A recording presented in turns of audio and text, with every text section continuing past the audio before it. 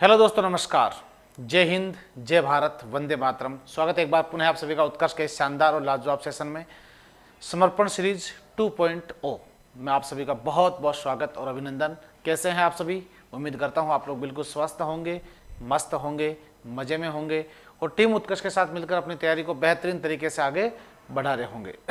तो तैयार हैं सभी? तो एक बार जय हिंद लिख दीजिए और जय हिंद लिख करके अपनी उपस्थिति दर्ज करवा दो। उसके बाद आज का सुपर डुपर सेशन हम स्टार्ट कर रहे हैं।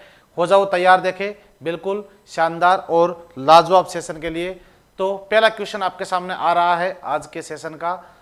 हो जाओ तैयार साथियों, हो जाओ तैयार। देखें, सोचने का समय गया, उठो लिखो इतिहास नया। पहला क्वेश्चन आ रहा है आज के सेशन का, ये रहा भाई। कितना मस्त क्वेश्चन है, बहुत बेहतरीन क्वेश्चन है कि SAARC, South Asian Association Regional Corporation, जिसका पूरा नाम होता है, सार्क में कितने सदस्य देश शामिल है? 8 सदस्य देश है, 12 है, 7 है और 10 है तो कौन कौन से हैं ये भी आपको बताना है। सार्क जो है, सबसे पहला पॉइंट तो पूछते हैं कि इसका पूरा नाम क्या होता है सार्क, और इसका हेडक्वार्टर कहां पर है? तो इसका मुख्यालय है भाई काठमांडू में। कहां पर है? काठमांडू इन नेपाल। काठमांडू इन नेपाल में इसका मुख्यालय है। और इसकी स्थापना कब हुई थी? तो सार्क की स्थापना हुई थी 1985, 1985 ईस्वी में। पूरा नाम होता है इसका, पूरा नाम है साउथ एशियन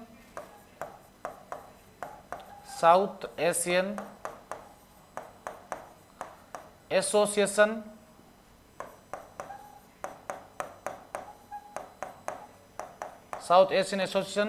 रीजनल कॉरपोरेशन है, ये इसका पूरा नाम होता है। अब अगर आपसे पूछे कि इसके अंदर सदस्य देश कितने हैं, तो इसमें कुल सदस्य देश है भाई 8। कितने हैं? 8 सदस्य देश है। कौन कौन से देश है इसके अंदर? तो number 1 Bharat, number 2 Bangladesh,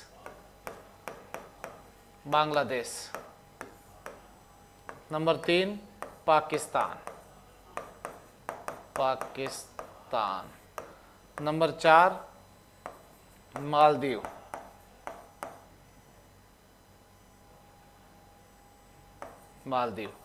number 5 Sri Lanka, number 6 Nepal. Bangladesh, Pakistan हो गया, भारत हो गया, भारत आ गया, बांग्लादेश आ गया, इसके बाद में पाकिस्तान, श्रीलंका आ गया, नेपाल आ गया, भूटान,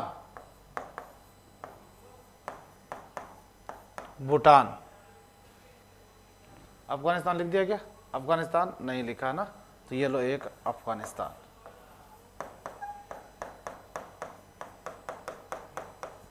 ये इसके अंदर टोटल सदस्य देश है भाई 8। कितने हैं? 8 सदस्य देश है सार्क में।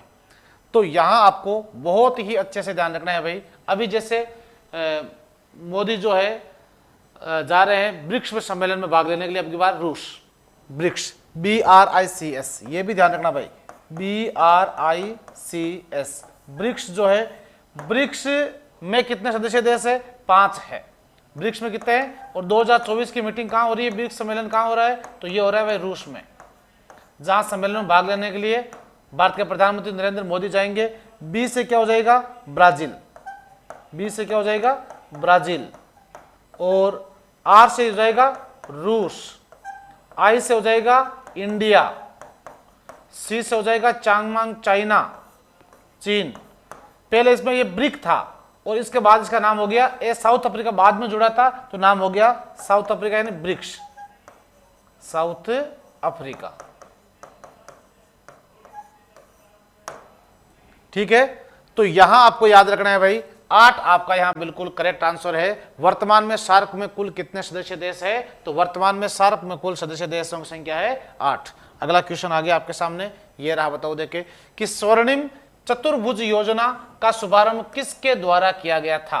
पंडित जवाहरलाल नेहरू, अटल बिहारी वाजपेयी जी, नरेंद्र दामोदर दास मोदी या सरदार मनमोहन सिंह जी? तो स्वर्णिम चतुर्भुज पहले तो ये देखो क्या है। स्वर्णिम चतुर्भुज है 4 शहरों को सड़क के मार्ग से जोड़ना। अटल जी के समय चली थी ये।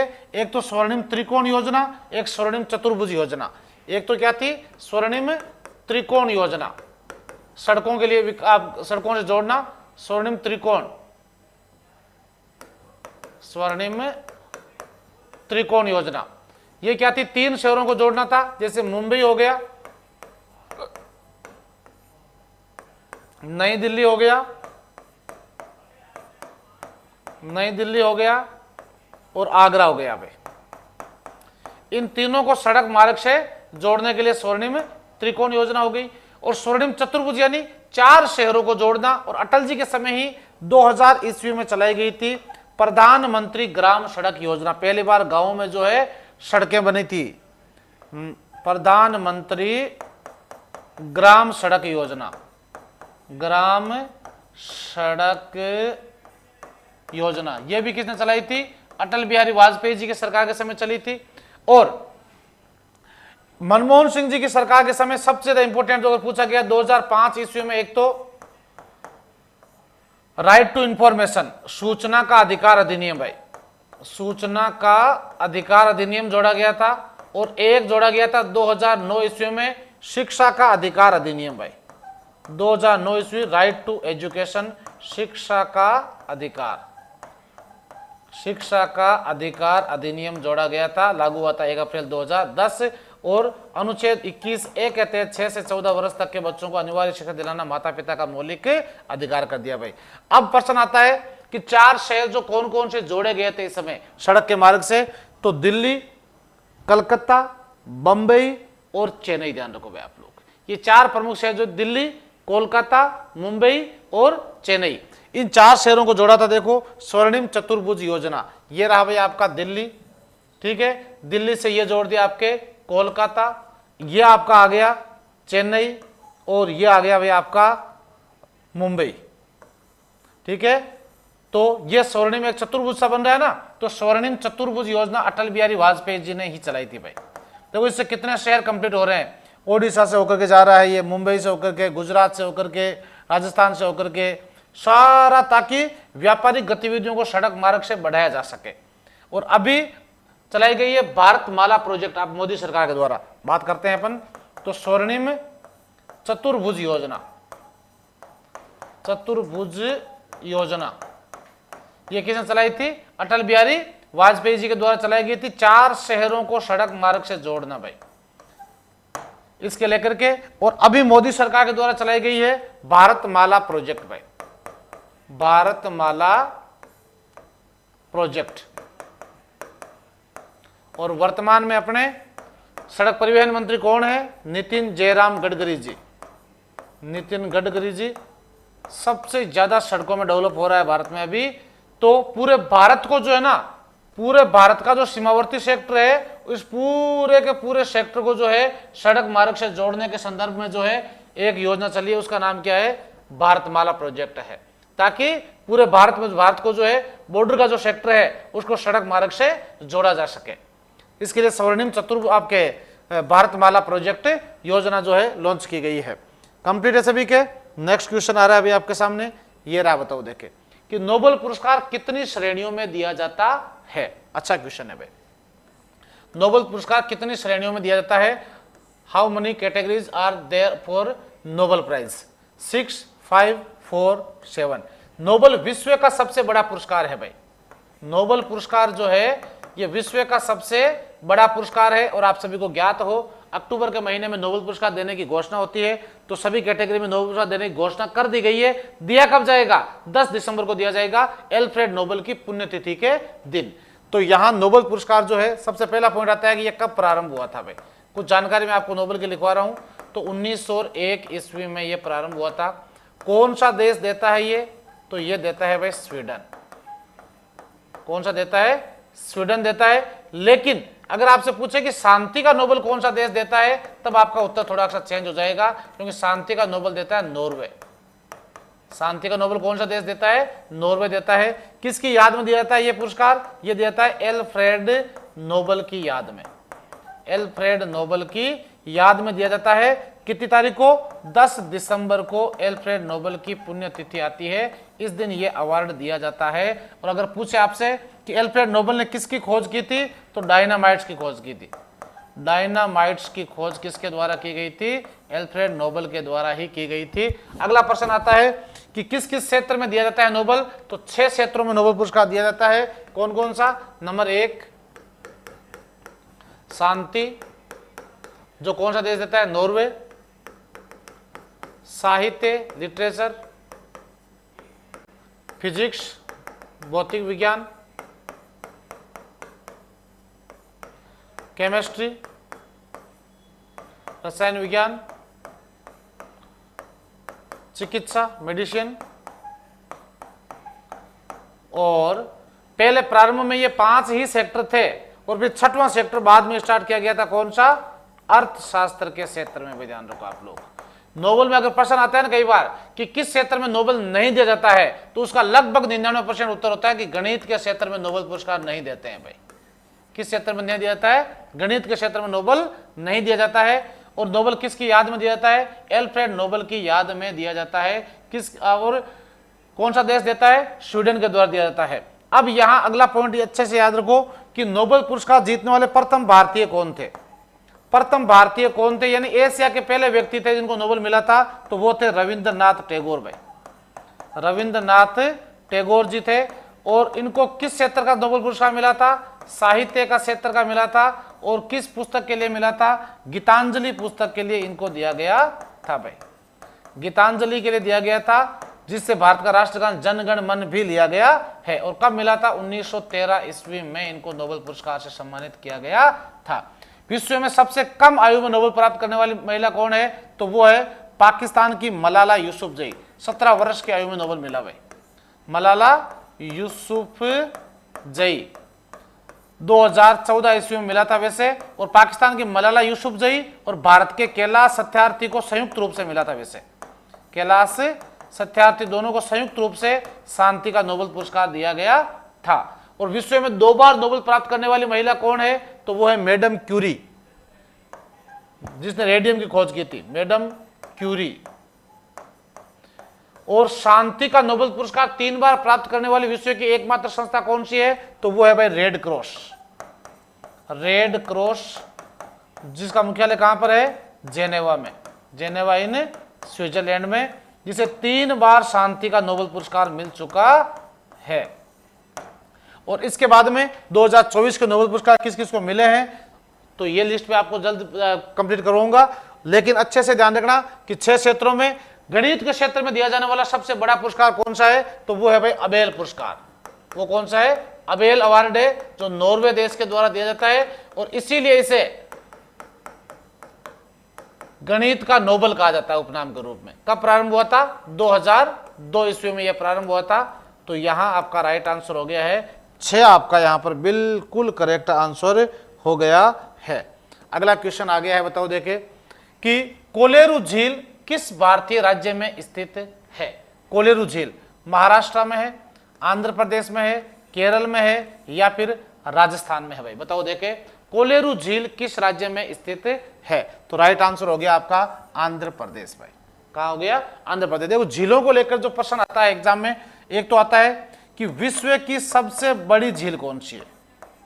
विश्व की सबसे बड़ी मीठे पानी की झील अगर आपसे पूछे हैं तो कौन सी है रे? तो वो है लेक सुपीरियर। सुपीरियर।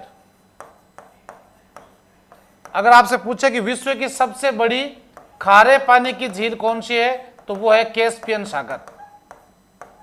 कैस्पियन सागर इन रूस। और अगर पूछे कि विश्व की सबसे गहरी झील कौन सी है, गहरी झील, तब आपका उत्तर हो जाएगा बेकाल झील। बेकाल झील जो कहां पर है? रूस में ही है। और विश्व की सबसे ऊंची झील अगर आपसे पूछ देवे कि सबसे ऊंची झील कौन सी है, तो वो है टिटिकाका। टिटिकाका झील कहां पर है? अमेरिका में है। ये कुछ क्वेश्चन है। फिर अगर आपसे पूछे कि ये क्वेश्चन अगर भारत से पूछ देगा आपको कि भारत की सबसे बड़ी मीठे पानी की झील कौन सी है, मीठे पानी की झील कौन सी है? तो आपका उत्तर हो जाएगा वुलर झील भाई, वुलर झील इन जम्मू कश्मीर। भारत की सबसे बड़ी कृत्रिम मीठे पानी की झील कौन सी है? मानव निर्मित कृत्रिम मीठे पानी की झील कौन सी है? तो आपका उत्तर हो जाएगा गोविंद वल्लभ पंत सागर, गोविंद वल्लभ पंत सागर झील हो जाएगी यूपी।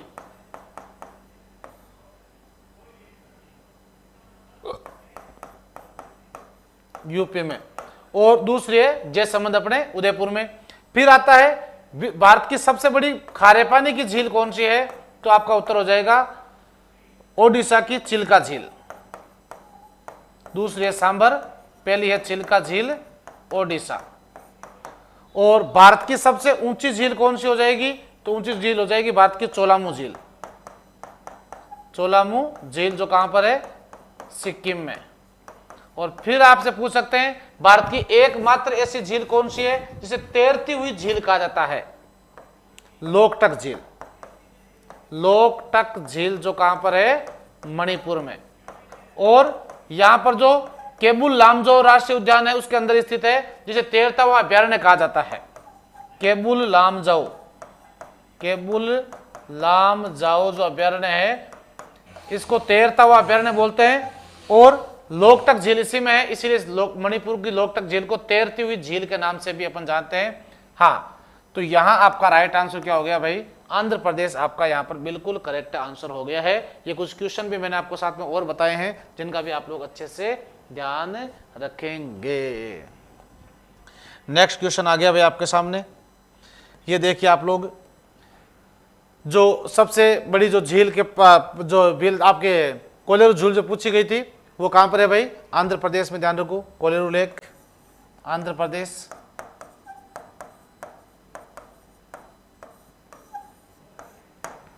ठीक है। हाँ, अगला क्वेश्चन आपके सामने आ रहा है। नेक्स्ट बता दीजिए देखे कि रिपब्लिक पुस्तक किसके द्वारा लिखी गई है? रिपब्लिक पुस्तक के लेखक कौन है? Who is the author of the book Republic? Leo Tolstoy, T S. Eliot, John Ruskin या प्लूटो? तो सीधी सी बात है, राइट आंसर हो जाएगा आपको प्लूटो। देखो, विश्व के संदर्भ में जो कुछ पुस्तकें हैं जो बार बार रिपीट होती है, जैसे एक तो हो गई रिपब्लिक हो गई है, जैसे एक होगी द प्रिंस। द प्रिंस किसने लिखी है? तो ये लिखी है मैकियावेली ने, मैकियावेली ने। भारत का मैकियावेली किसको बोलते हैं? चाणक्य को बोलते हैं। एक होगी जैसे दास कैपिटल, दास कैपिटल किसकी हो गई? कार्ल मार्क्स की हो गई भाई, कार्ल मार्क्स की हो गई। या फिर अपन कह सकते हैं कि माई कैप, मेरा संघर्ष हिटलर, कैप हिटलर की आत्मकथा है ये, हिटलर। इसके बाद में द पॉलिटिक्स अरस्तु, द पॉलिटिक्स किसकी है भाई? सिकंदर के गुरु अरस्तु की है द पॉलिटिक्स। और अप्रैल थिंसेस, अप्रैल थिंसेस ये किसकी है? लेनिन। और Romeo and Juliet, Romeo and Juliet और हेमलेट, ये दोनों ये विलियम शेक्सपियर की, विलियम शेक्सपियर के द्वारा लिखी गई है। तो यहां आपका राइट आंसर क्या हो जाएगा? प्लूटो आपका यहां पर बिल्कुल करेक्ट आंसर हो गया है। अगला क्वेश्चन आ रहा है भैया आपके सामने। अगले क्वेश्चन से पहले ये इंफॉर्मेशन अवश्य आप लोग ध्यान दीजिएगा। आरआरबी यानी भारतीय रेलवे में जाने का आपका सपना है तो आपके लिए आ गया शानदार एक्सप्रेस बैच भाई 2.0। सीबीटी फर्स्ट और सेकंड दोनों पेपर आपके क्लियर करवाए जाएंगे, वो भी कुमार गौरव सर के सानिध्य में। जो अपनी पूरी टीम, योद्धा टीम है, वो तैयार है कमर कस के। अगर आपका भी सपना है इस बार रेलवे को ज्वाइन करने का तो दोस्तों चूक मत जाना, ध्यान रखें आप लोग, ये सुनहरा अवसर चूकना नहीं है आपको। तो आरआरबी एनटीपीसी एक्सप्रेस बैच जो है 2.0 ये स्टार्ट हो गया है। कब से? तो ये स्टार्ट दोस्तों 23 अक्टूबर से भाई ध्यान रखो, कब से हो रहा है? 23 अक्टूबर 2024 से, जिसका शुल्क है मात्र 600 रुपये। ये ऑफर आपके लिए 23 अक्टूबर तक ही वैलिड रहेगा, ध्यान रखें आप लोग। और इसमें आपको मिलने वाला है special videos, audio lecture, e notes, class की सारी पीडीएफ, टेस्ट, क्विज, सब कुछ ध्यान रखें आप लोग। तो ये लाइव फ्रॉम स्टूडियो बेस आपके लिए 21 अक्टूबर से स्टार्ट हुआ है और ये ऑफर आपके 23 अक्टूबर तक रहेगा। तो बिना किसी विलंब के, बिना किसी देरी के आज ही जुड़िए और अपने मोबाइल में उत्कर्ष ऐप को इंस्टॉल करके दोस्तों रेलवे में जाने के सपने को साकार कीजिए। तो ये देखो, अगर रेलवे देखो दिख रहा है ना, बहुत शानदार। अगला क्वेश्चन आ गया है, नेक्स्ट बता दीजिए। देखे राइट आंसर, निम्नलिखित में से कौन सा देश बिम्स्टेक का सदस्य नहीं है भाई? भूटान, मालदीव, नेपाल या फिर भारत? बता दीजिए जल्दी से। देखे बिम्स्टेक जो है इसका सदस्य देश कौन सा देश नहीं है, यह आपको बताना है भाई।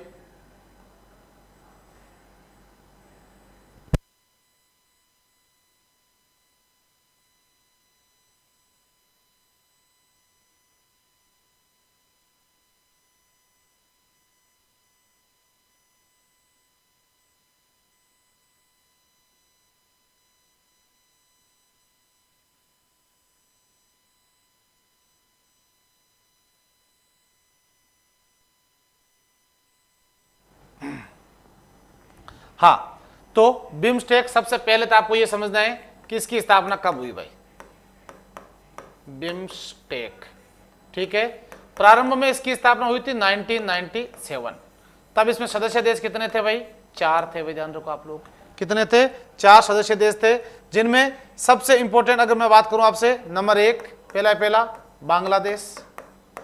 और आप लोग कमेंट करके बताओ देखिए बिम्स्टेक का मुख्यालय कहां पर है? बांग्लादेश, भारत, श्रीलंका और चौथा नाम आता है भाई आपके थाईलैंड, बैंकॉक। और फिर इसके अंदर ध्यान रखो आप लोग, म्यांमार शामिल हो गया, नया 5वां देश म्यांमार शामिल हो गया। और 6वें देश के रूप में फिर इसके अंदर शामिल कर दिया गया था भूटान और नेपाल।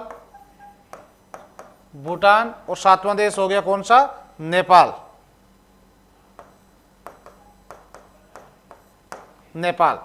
अब आपसे पूछा है कि इसमें कौन सा सदस्य देश आपको नजर नहीं आ रहा है? अरे भारत भी आ रहा है, भूटान भी आ रहा है, नेपाल भी आ रहा है। तो मालदीव इसका सदस्य देश नहीं है। मालदीव आपके सार्क का सदस्य देश है भाई, सार्क का सदस्य देश है। तो बिम्स्टेक में मालदीव सदस्य देश नहीं है भाई, ध्यान रखो आप लोग। भारत है, नेपाल है, भूटान है, लेकिन मालदीव सदस्य देश नहीं है। अब देखो, हाँ, स्थायी सदस्य देशों की बात हो रही है, ध्यान रखो आप लोग। कुछ मेहमान सदस्य देश है वो भी बुलाए जाते हैं, लेकिन स्थायी सदस्य देशों के बारे में बात हो रही है। अब देखो यहाँ पर जो अंतर्राष्ट्रीय संगठन है ना, ये बहुत बार पूछते हैं अंतर्राष्ट्रीय संगठन में देश को। जैसे सबसे पहले आपसे यूएनओ को ध्यान होना चाहिए कि यूएनओ का मुख्यालय कहां पर है? तो यह है न्यूयॉर्क में, न्यूयॉर्क, अमेरिका।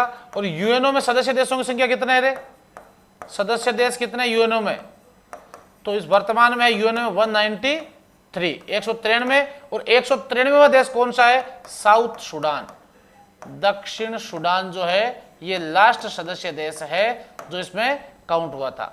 फिर अगर आपसे पूछे कि नाटो, सबसे इंपॉर्टेंट जो अभी चर्चा में चल रहा है main, North Atlantic Treaty Organization, जो कहां पर, जिसका मुख्यालय ब्रुसेल्स। और इसकी स्थापना कब हुई थी? 1949 ईस्वी। नाटो में ही जाने के लिए जिद कर रहा था न्यूयॉर्क, यूक्रेन, जिसके बाद में ये हालात हुए हैं आज। और इसके अलावा जैसे अपन से पूछ सकते हैं मेन रूप से, ये ओलंपिक, इंटरनेशनल ओलंपिक कमेटी, जिसका मुख्यालय कहां पर है? लुसाने इन स्विट्जरलैंड, और कब स्थापना हुई थी? 1894 ईस्वी को हुई थी भाई, 1894 ईस्वी में। FIFA, FIFA, federation international D football association, Zurich in Switzerland में, ध्यान रखो आप लोग। इसके अलावा नेक्स्ट नाम आता है WTO, World Trade Organization, WHO, World Health Organization, Red Cross, Red Cross, ये तीनों ही हेडक्वार्टर कहां पर है? ये तीनों ही है भाई जेनेवा में, जेनेवा इन स्विट्जरलैंड। इसके बाद में Asian development bank ADB, ADB,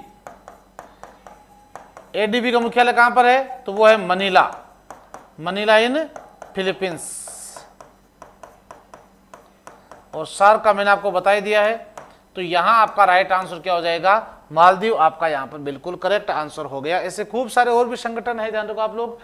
हाँ, नेक्स्ट क्वेश्चन आ गया है, निम्न में से कौन भारत में केंद्र राज्य संबंधों से संबंधित नहीं है?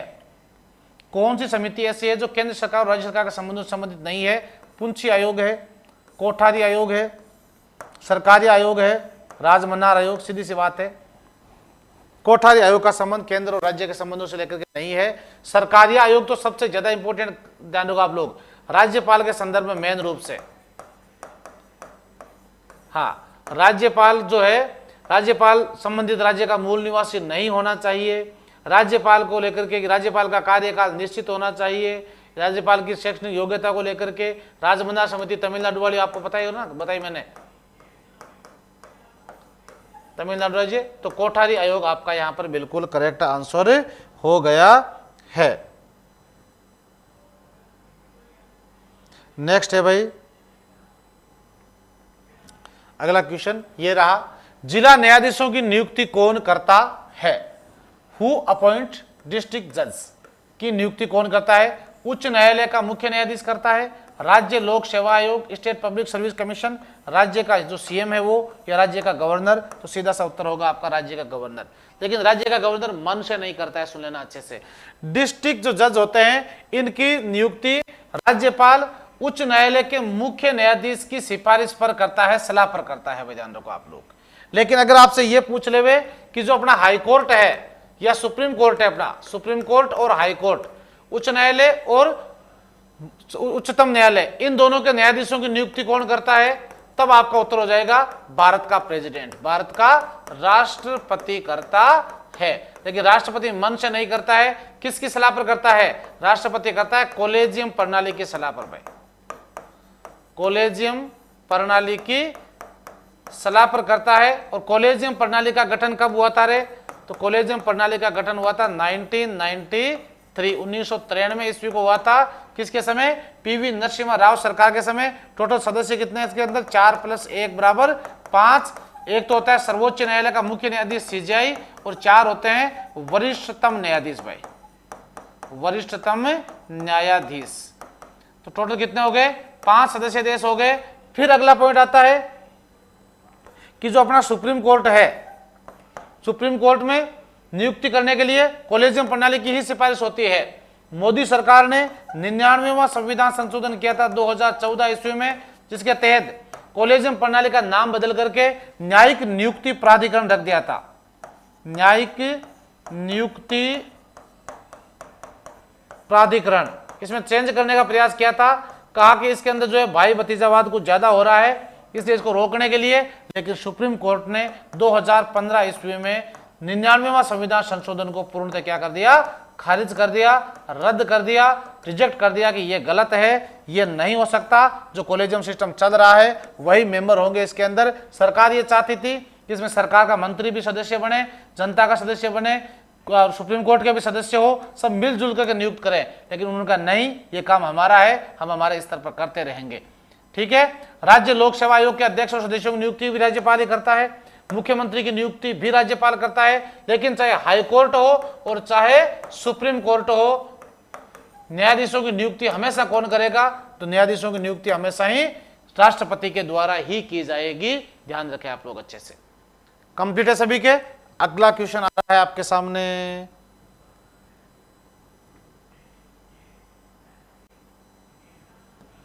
ये रहा है अगला क्वेश्चन। निम्नलिखित में से किस संविधान संशोधन अधिनियम में से एक ही व्यक्ति 2 या 2 से अधिक राज्यों का राज्यपाल बनाए संबंधी प्रावधान किया गया था? यानी एक राज्यपाल 1 से अधिक राज्यों का संयुक्त राज्यपाल भी हो सकता है। किसने कहा था? चौथा संविधान संशोधन, 7वां संविधान, 11वां या फिर 24वां संविधान संशोधन? तो आपका उत्तर हो गया है 7वां संविधान संशोधन। 7th अमेंडमेंट हुआ था 1956 पंडित जवाहरलाल नेहरू सरकार के समय। भाई कब हुआ था? पंडित जवाहरलाल नेहरू सरकार के समय। देखो 2-3 पॉइंट जोड़े गए थे इस समय। 7वां संशोधन जो हुआ था 1956 ईस्वी में, इसके तहत एक राज्यपाल जो है वो एक से अधिक राज्यों का राज्यपाल हो सकता है, पहला पॉइंट तो ये। और एक जो अगला पॉइंट ध्यान रखो कि एक हाईकोर्ट जो है उच्च न्यायालय, वो एक से अधिक राज्यों का वो हाईकोर्ट हो सकता है प्लस राज्यों का। और एक इसके अंदर जोड़ा गया था 14 राज्य और जो अपने 6 यूनियन टेरिटरी केंद्र शासित प्रदेश है, इनका पुनर्गठन किया गया था। भाई पुनर्गठन किया गया था। तो ये 14 राज्य और 6 केंद्र शासित प्रदेशों का पुनर्गठन किसके तहत हुआ था? ये हुआ था 7वां संविधान संशोधन 1956 ईस्वी के तहत पंडित जवाहरलाल नेहरू सरकार के समय। भाई कंप्लीट है सभी के? तो यहां राइट आंसर आपका हो गया है, बिल्कुल करेक्ट आंसर है भैया। हाँ कंप्लीट है। तो आज के लिए बस इतना ही। अगले सेशन में हम पुनः मिलेंगे, तब तक दीजिए आप लोग मुझे इजाजत। मैं श्री चरण आप सभी का पुनः बहुत बहुत स्वागत और अभिनंदन करता हूं।